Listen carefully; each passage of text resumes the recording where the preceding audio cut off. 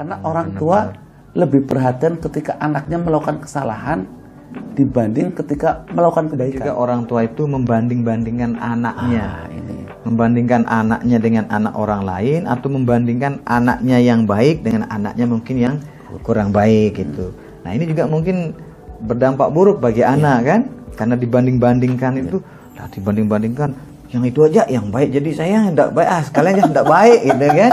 Nah, jadi mungkin orang tua juga jangan membanding-bandingkan anak. Membanding-bandingkan itu jangankan anak.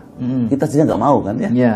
Saya dibandingkan dengan itu ayahnya ini keren, lu nggak mau. Anak itu kita boleh membandingkan, tapi bukan dengan orang lain, dengan kita, dengan anak kita sebelumnya. Saya tidak pernah meminta dia menjadi ibu saya. Dia bilang kan, saya tidak pernah meminta dia menjadi ibu saya, tetapi takdir ini membuat saya menjadi anaknya dia. Berbeda dengan istri ini, saya yang memilih dia menjadi pendamping saya, maka saya harus memilih dia katanya. Nah, ini makanya dijadikan dalil sama para istri untuk pilihlah saya bukan ibu. Biasa orang nyebutnya itu parenting mungkin ya Pak ya. Betul, parenting. Ya, bukan printing ya. Bukan. Walaupun mungkin sebagian orang mengatakan tuh mirip-mirip ya. Iya. Parenting itu orang tua, printing itu kayak orang nyetak lah. Iya. Karena memang orang tua dia nyetak anak gitu.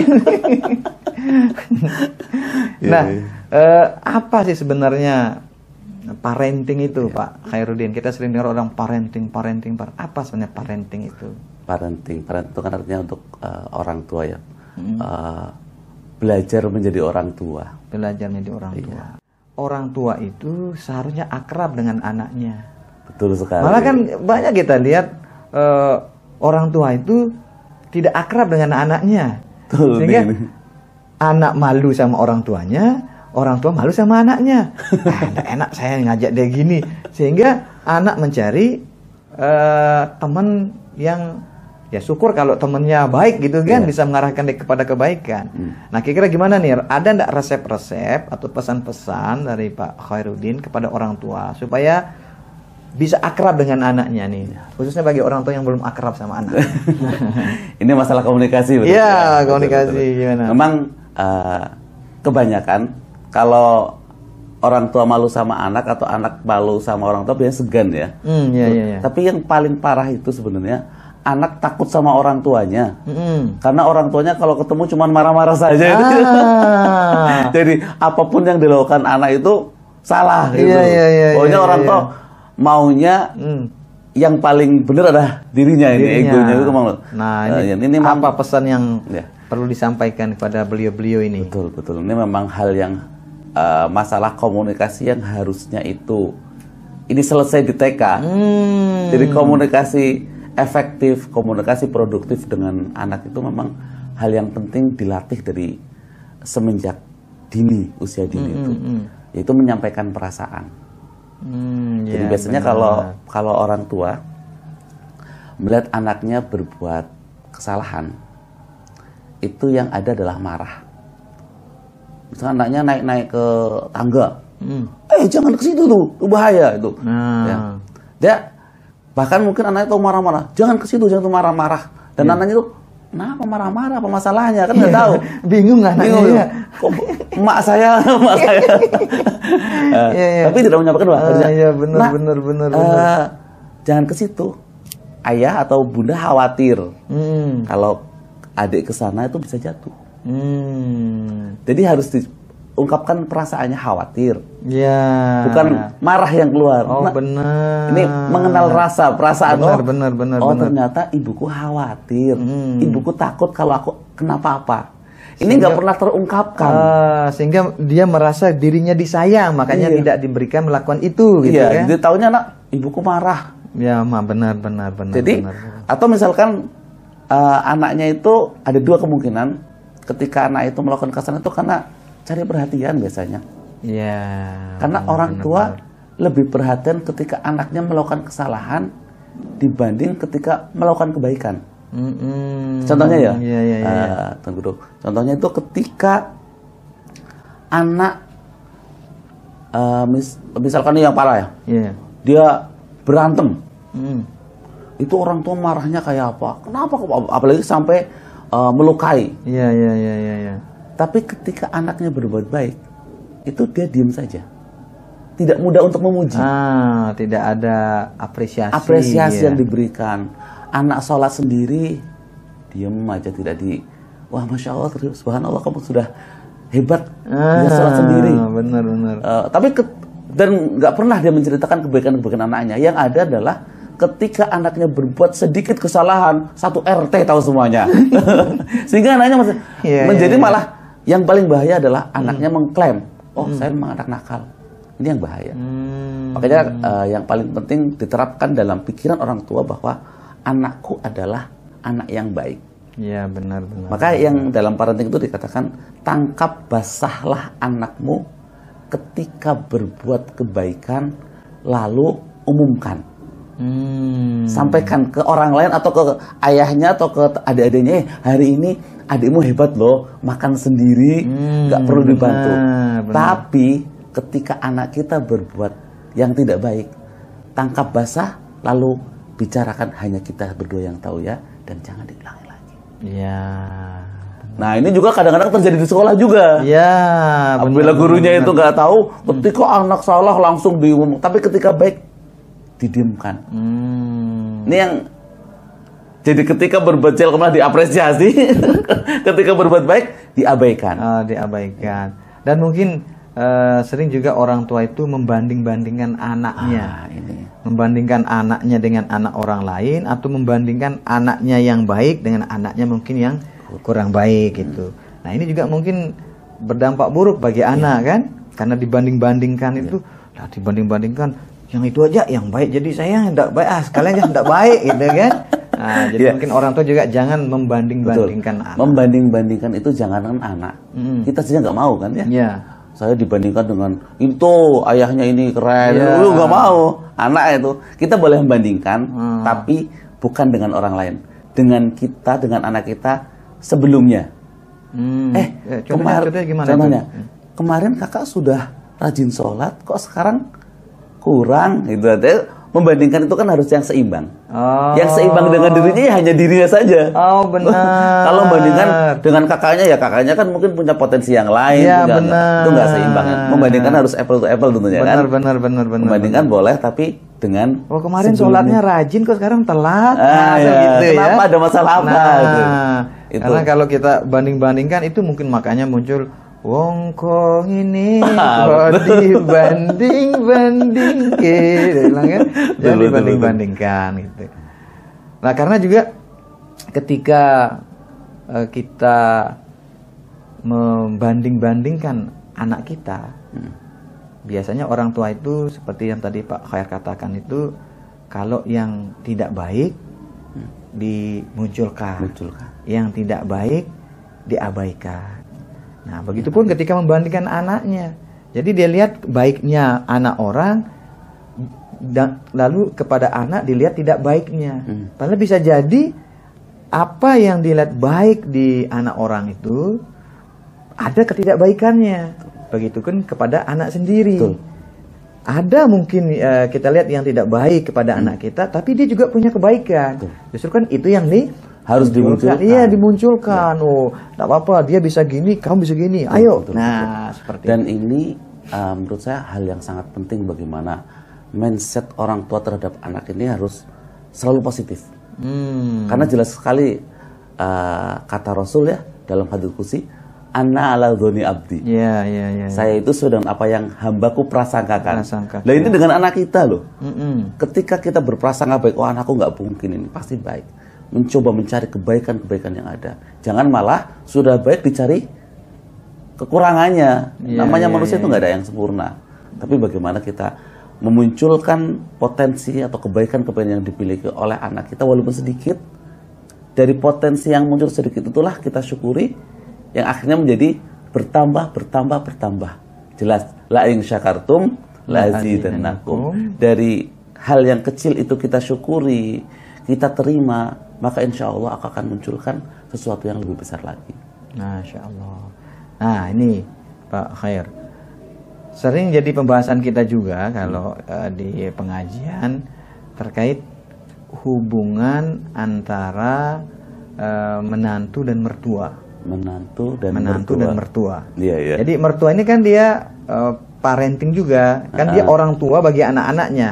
Nah, ketika nanti anaknya menikah, dia akan menjadi selain orang tua bagi anaknya, dia juga orang tua bagi menantunya, kan gitu. Iya, betul, nah, betul. Dan fenomena yang terjadi, bagaimana itu nanti Pak Khair melihat dia, menantu laki-laki itu biasanya akrab, malah disayang sama mertua perempuan. Tetapi menantu perempuan biasanya itu tidak akrab dengan mertua perempuan. Oh gitu ya. Kok bisa gitu?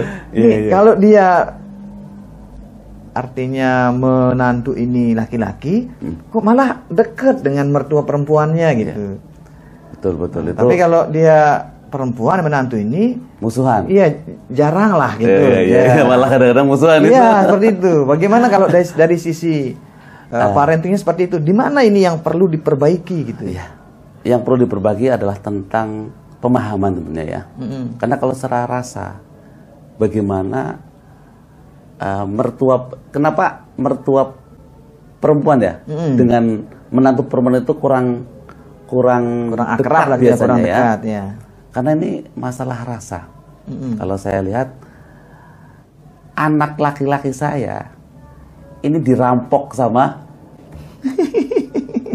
anak perempuan. Ada orang lain nggak tahu itu. Saya yang lahirin, saya yang besarin, saya yang biaya pendidikan siang malam. Begitu dia sudah besar, sudah siap untuk mandiri, diambil. Kadang-kadang perempuan ini juga menguasai ini istrinya ini. Yang akhirnya mulailah terjadi ketidakharmonisan. Tapi yang bisa menjadi solusi itu adalah tentang kesadaran beragama. Bagaimana seharusnya seorang istri kepada orang tuanya, bagaimana seorang istri kepada suaminya. Ini kan biasanya memang ada hak-hak yang berlebih. Jadi bukan wilayahnya ngatur-ngatur sampai ke dalam-dalam yang akhirnya laki-laki biasanya nggak mau ribet kan ya. Ya udah harus terada gitu. Ini. Tapi kalau pemenantu laki-laki dan ibunya atau mertua perempuan itu nggak ada masalah. Nggak ada masalah. Jadi akhirnya jarang ada masalah. Dan malah berterima kasih. Iya benar. Anaknya di rumah kok di rumah.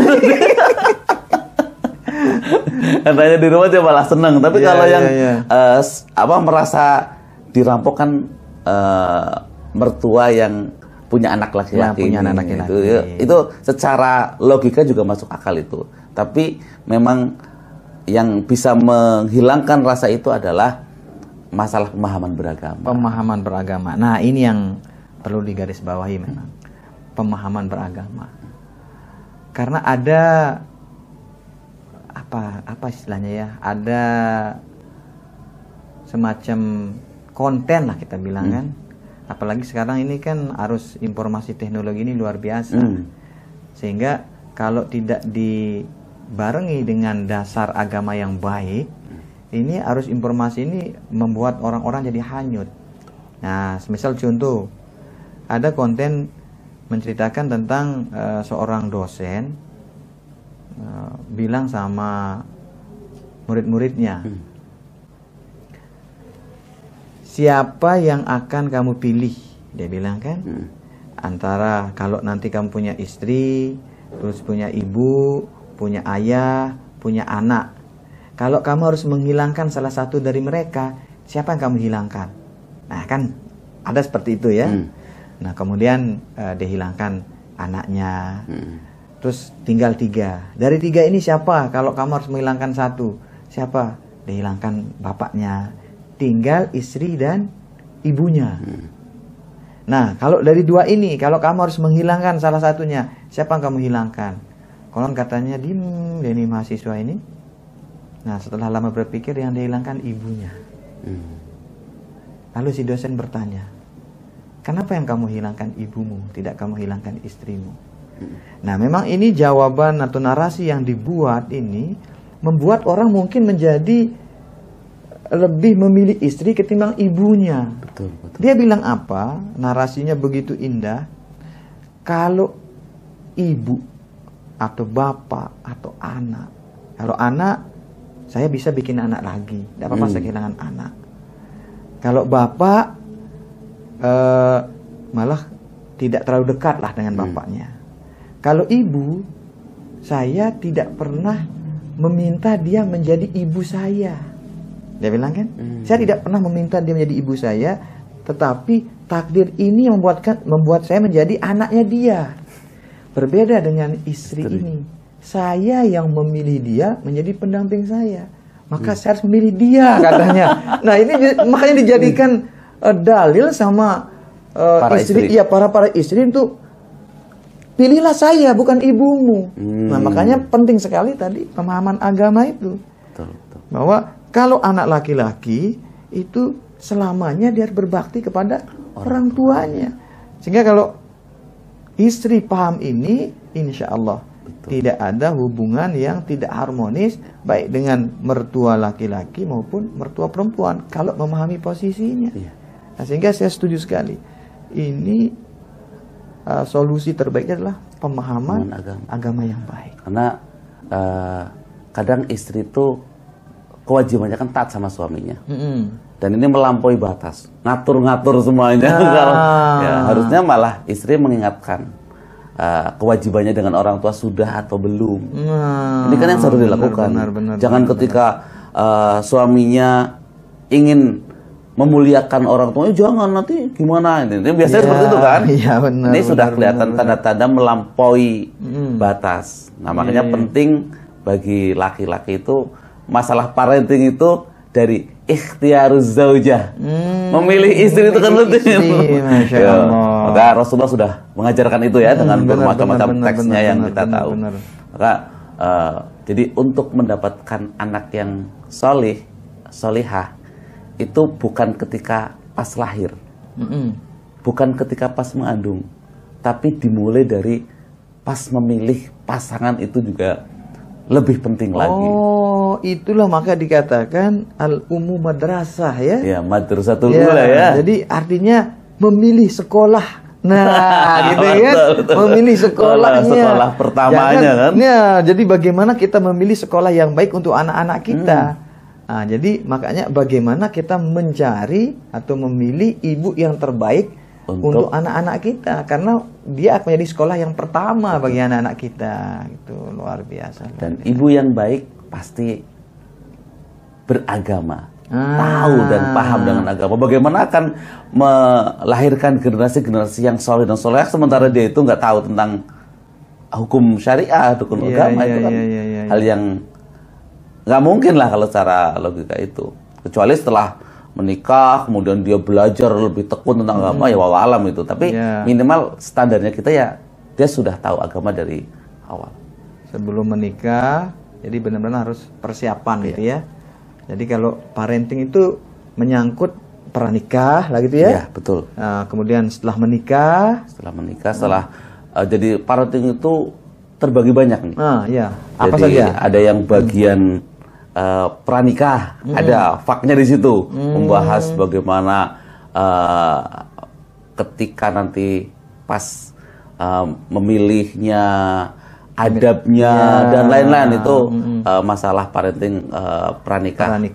Kemudian ada parenting untuk orang tua khusus ya yang mendidikan anak usia sekian. Kemudian ada juga masalah keremajaan dan lain-lain itu sesuai dengan usianya. Jadi kita paham bagaimana menghadapi setiap masa anak-anak kita. Benar. Anak-anak remaja nggak bisa disamakan dengan anak kecil tentunya ya. Cara berbicara pun berbeda. Bahkan ketika contohnya kita berbicara dengan anak yang masih usia SD, tentunya kita berbicaranya pun akan menunduk, berhadapan-hadapan. Nah, kita menampakkan wajah kita yang sejajar dengan mereka, tidak berdiri, anaknya ngeliatnya apa-apa. Terus ketika sudah remaja, cara berbicaranya nggak berhadapan-hadapan seperti ini, tapi mungkin lebih sama-sama menghadap ke depan, dirangkul, karena dia sahabat kita. Oh iya. Ini masalah komunikasi juga sebenarnya. Bagaimana memegang bahunya, kamu itu sudah remaja. Jadi tidak kayak sahabat gitu kan ya, jalan bersama. Betul. Makanya yang tadi saya katakan di awal itu, orang tua itu seharusnya akrab dengan anaknya. Ya. Anak harus akrab dengan orang tuanya. Ya. Kalau anak belum bisa akrab dengan orang tuanya, orang tua harus mengakrabkan diri dengan anaknya. Kenapa nggak akrab? Kayak menurut saya karena masalah komunikasi. Komunikasi yang kadang-kadang orang tua terlalu jaim mungkin bisa jadi. Benar. Kadang banyak orang tua yang dekat berada di dekat anaknya tapi tidak menyatu dengan dia. Karena mereka hanya mengawasi saja. Tidak masuk ke dunianya. Iya. Mengawasi anak main bola dengan main bola dengan anak itu berbeda. Iya. Makanya saya lebih senang kalau dengan anak itu, ayo Pak Har ikut ya. Itu akan mereka merasa lebih nyatu. Iya. Oh, awas, situ. Itu ngawasin. Ini contoh-contohnya. Benar. Nah, ini biasanya orang tua lebih pada mengawasi. Nah, kalau ingin komunikasi hangat, menyatu dengan mereka menyatu, masuk ke dunia mereka. Dan mereka akan mudah sekali untuk diambil hatinya kalau kita udah masuk ke dunia anak-anak itu. Tapi mungkin juga orang tua juga harus artinya memperhatikan porsinya, Pak. Betul. Ya. Karena kadang-kadang ada juga orang tua yang terlalu memanjakan anak, justru dia yang diatur jadi sama anaknya gitu kan. Dia diatur, saya maunya begini, saking akrabnya malah bukan akrab yang mengarahkan, malah akrab yang menjerumuskan jadinya. Pokoknya yang penting anak seneng, yang penting anak gini, jadi orang tua yang takut sama anaknya gitu. Nah ini harus, makanya agama mengajarkan kita auso tuha, ya kan? Ya, jalan tengah. Jalan tengah yang kayak namanya ya. Jalan tengah ini memang solusi tengah tapi tidak setengah-setengah. Jalan tengah seperti itu.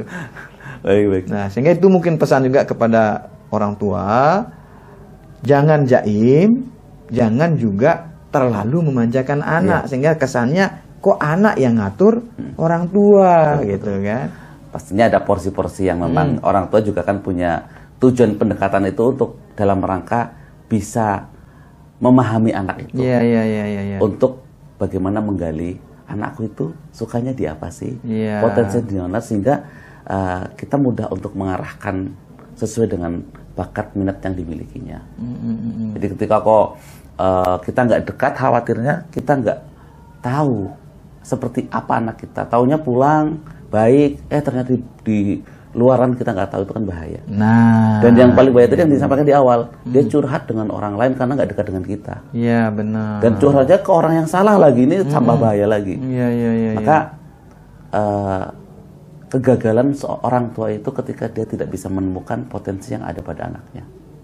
Kegagalan orang tua adalah ketika orang tua tidak mampu menemukan potensi yang ada pada anak-anaknya. Itu sedih sekali. Masya Allah, pas sekali ini. Kalau dari segi parenting, Pak, anak perempuan itu seharusnya dia itu lebih dekat atau lebih akrab dengan ibunya atau dengan bapaknya atau dengan dua-duanya? Ya, idealnya dua-duanya. Tapi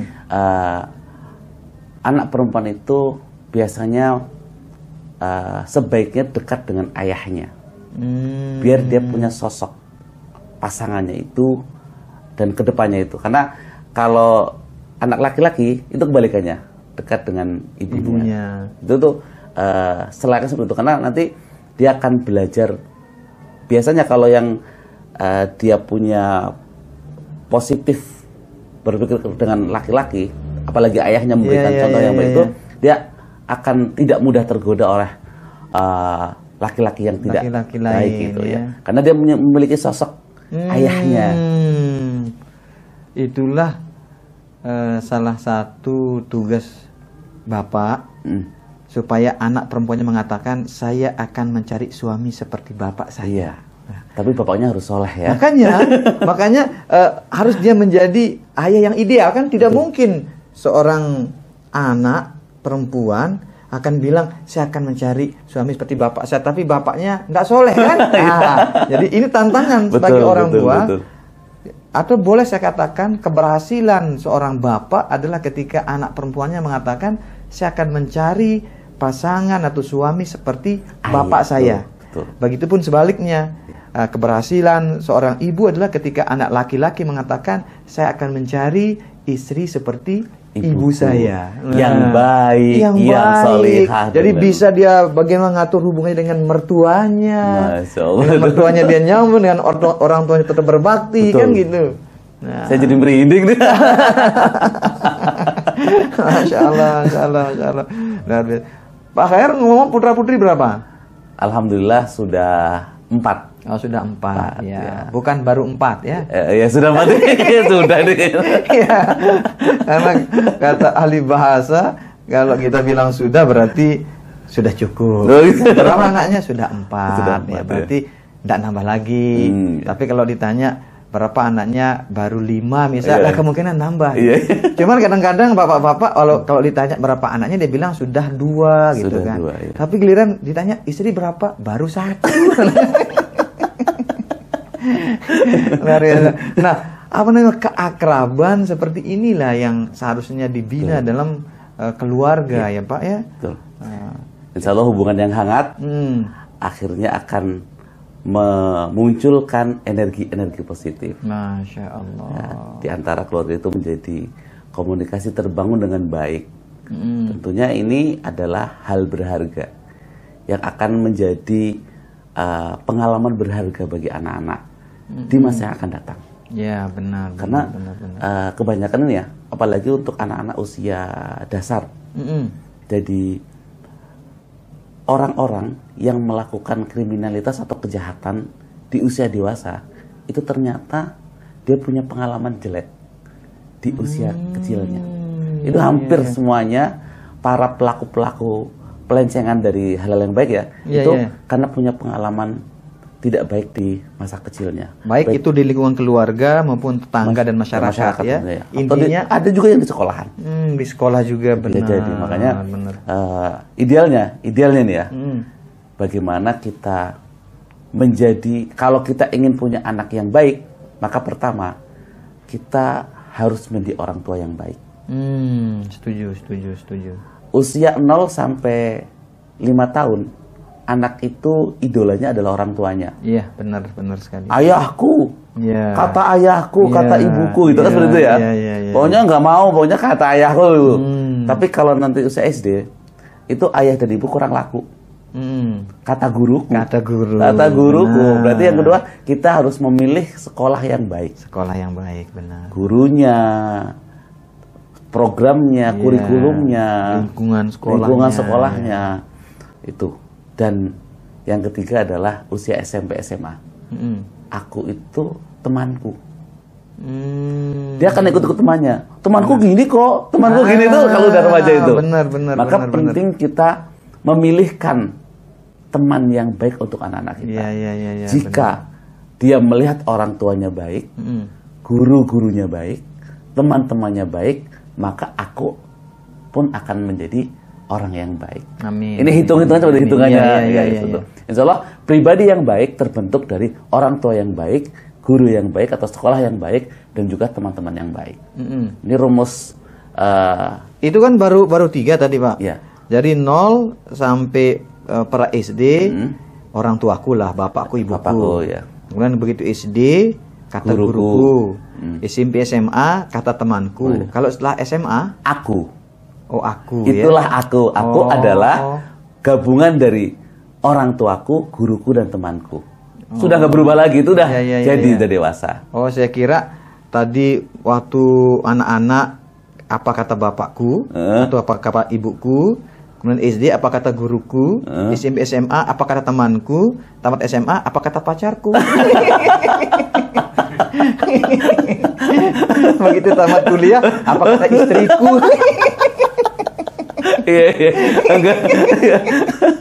Ini muter dia. Terus enggak ada. Terus saja ya.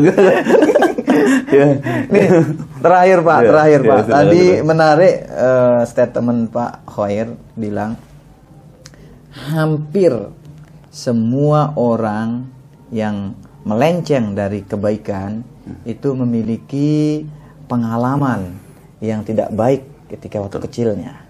Ini hampir ya, itu statement Pak Khair. Nah, bagaimana pendapat Pak Khair ini? Ada kaitan juga dengan hubungan orang tua dan anak. Statement yang mengatakan anak-anak yang dibesarkan dengan kemanjaan oleh orang tuanya itu biasanya berpotensi menjadi anak yang kurang berbakti.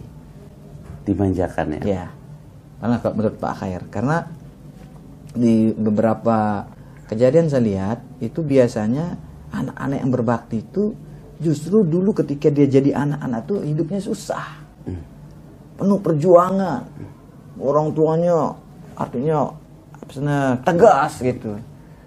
Tetapi sebaliknya anak-anak yang masih kecil ini dimanjakan. Oh ya, tidak dikasih jatuh, mau apa dibeliin. Justru ketika dia besar, dia ngelawan sama orang tuanya. Sehingga statement yang saya katakan tadi, anak-anak yang dimanjakan oleh orang tuanya, justru ketika dia besar, itu lebih berpotensi menjadi anak-anak yang kurang berbakti. Bagaimana kalau menurut Pak Khair?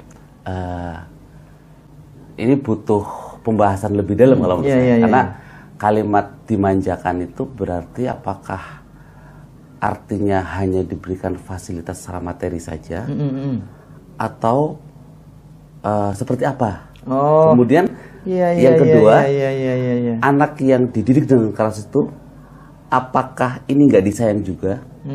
Saya lebih menyayangi anak itu bukan berarti memanjakan. Tapi menyayangi anak itu memberikan sesuai dengan haknya. Ya, misalkan anak ketika anak itu pas malam-malam minta hujan-hujanan, kalau apakah ketika yaudah kamu gak apa hujan-hujanan sana, bentuk manja atau seperti apa, atau ketika jangan ini malam nanti kamu biasa sakit. Ini apakah mana yang dimaksud memanjakan itu mana? Ini saya masih antara agak memanjakan dan tadi tegas tadi itu ya. Itu. Yang sayang itu yang mana? Kalau misalkan mau main hujan, ya nggak apa-apa, yang penting kamu senang. Itu kira-kira bentuk manja atau bukan? Nah ini ahli parenting aja yang bisa jawab ini. Ya artinya yang nggak berbakti mungkin yang pertama dia memberikan apa saja yang lost control lah gitu ya. Itu ya jadi artinya memanjakan ya. Tapi yang tidak memberi itu bukan berarti nggak sayang, tapi malah itulah yang sayang. Iya benar. Jadi ini masih harus pemilihan katanya harus lebih tepat itu kan, itu nggak sekilas saja untuk menilai. Oh ini ternyata yang dididik keras, karena jangan-jangan yang dididik keras itulah yang dididik dengan penuh cinta. Nah kamu saya kasih uang jajannya pas ya, biar kamu bisa belajar mengatur. Tapi yang kamu kamu ayah kasih uang terserah kamu, habisin semuanya. Yang sayang kira-kira yang mana nih? Yang diberikan uang pas atau yang tanpa batas? Yang diberikan uang pas. Tentunya jelas secara ya dia nggak pernah dididik, dia hanya diberikan untuk tanpa ada didikan lalu benar. Maka layaklah kalau nanti yang lebih berbakti adalah yang dididik dengan cinta walaupun secara kasat mata mungkin bapaknya kok tegas sekali, kejam sekali, dikasih uang pas itu. Tapi malah itu yang sayang kalau menurut saya. Tadi intinya pendidikan ya. Betul. Ya. Ini pendidikan. Mau seperti kesannya manja atau tidak manja, yang penting ada unsur pendidikan di sana. Ada kalau bahasa sekolahnya ada kurikulumnya. Ada kurikulum. Arahnya itu kemana sih kita memperlakukan anak seperti di rumah tangga juga harus ada kurikulum ya, tidak hanya di sekolah ya. Kurikulum itu malah kalau saya kurikulum yang paling banyak itu di rumah. Tapi kadang nggak disadari. Iya. Jadi belajar itu kan tidak hanya di sekolah. Di rumah itu banyak sekali materi-materi yang bisa kita ajarkan. Contohnya, orang sholat id biasa, sholat id. Sholat id itu di sekolah jarang lah. Karena pelaksanaan sholat itu tuh biasanya dilakukan ketika bersama dengan keluarga kan. Itu momentum. Ada takbiran, takbiran itu.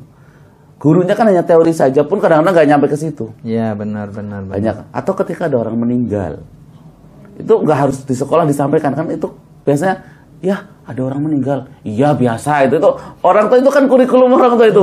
Nah Nina kalau ada orang meninggal ini kita harus mengucapkan apa? Innalillahi. Nah, ayo kita datang ke sana. Takziah. Benar. Itu kadang-kadang dilewatkan. Ada momentum-momentum penting yang malah kadang-kadang diabaikan oleh orang tua. Momentum untuk mengajarkan mereka tentang sholat jenazah atau bahkan tentang keempati. Yuk kita mengucapkan bela sungkawa. Itu banyak sekali kurikulum yang bisa disampaikan di rumah. Benar. Orang tua itu. Itulah makanya pentingnya persiapan sebelum menikah ya. betul. Supaya kayak tadi kita bisa menciptakan suasana pendidikan dalam rumah tangga kita gitu. Bagaimana kita mau menciptakan suasana pendidikan kalau misal mohon maaf orang tuanya misal tidak berpendidikan gitu kan. Betul. Ya. Oke, terima kasih Pak Khair bincang kita Sama-sama. pada kali ini luar biasa nih, informasi yang menarik bagi orang tua